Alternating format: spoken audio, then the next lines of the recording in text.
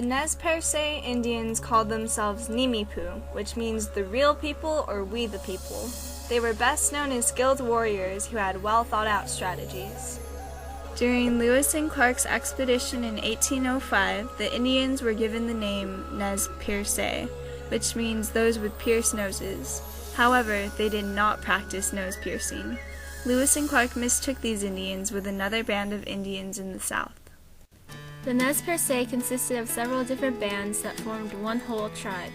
Each separate village had its own leader and was governed by a council consisting of band leaders and important warriors.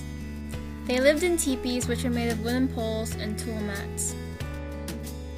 The Nez Perce men wore breechcloths with leather leggings and buckskin shirts, while the women wore long deerskin dresses. Both wore moccasins. The Indian leaders wore feather headdresses and occasionally painted their faces. The Nez Perce women were in charge of cooking, cleaning, and making most of the clothing and tools needed for the family. They gathered roots, fruits, nuts, and seeds. The Nez Perce men were hunters and warriors, responsible for feeding and defending their families. They hunted and fished for salmon, deer, and elk. One day, 3 Nez Perce men saw Lewis and Clark from afar. They were afraid of them at first, but Clark gave them ribbons and they became friends. According to Lewis and Clark's journals, the Nez Perce were welcoming people who helped them on their expedition. They were also good horsemen and caregivers, and the whites felt comfortable enough to leave their horses with them. As a tribe, the Nez Perce had been on good terms with white Europeans after Lewis and Clark opened their land to Idaho and Washington. Old Joseph, who led the Nez Perce at this time, signed an 1855 treaty that gave the Nez Perce rights to their homeland.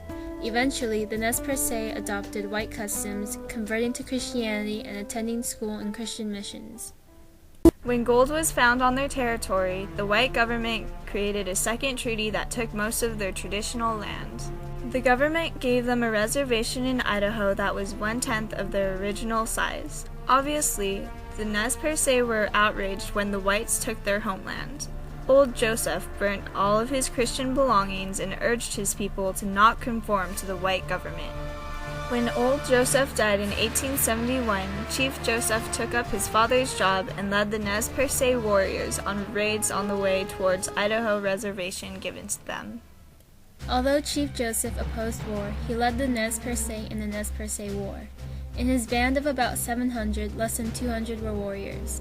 They fought 2,000 U.S. soldiers and their Indian supporters in 4 major battles and numerous small fights. Chief Joseph and the Nez Perce Indians formally surrendered on October 5, 1877. Many Americans thought him to be a Red Napoleon, but he was only a strategist that was considered a war chief by his people. He inspired his people, saying things like, "Let me be a free man, free to travel, free to stop, free to work, free to trade where I choose, free to choose my own teachers, free to follow the religion of my fathers, free to talk, think, and act for myself, and I will obey every law or submit to the penalty." After thinking that he and his people would be able to return home, the Nez Perce were taken to a reservation in Indian Territory, which is now Oklahoma. When they arrived, many of them died from malaria or starvation.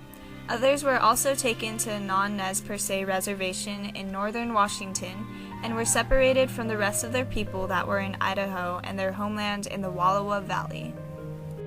Chief Joseph never gave up his attempt to return his people to their homelands. He never gave up hope for that one day his native people will enjoy the principles of American equality and justice as well. He died in 1904 in exile from his homeland and, according to his doctor, of a broken heart. He once said, "Hear me, my chiefs, I am tired. My heart is sick and sad. From where the sun now stands, I will fight no more forever."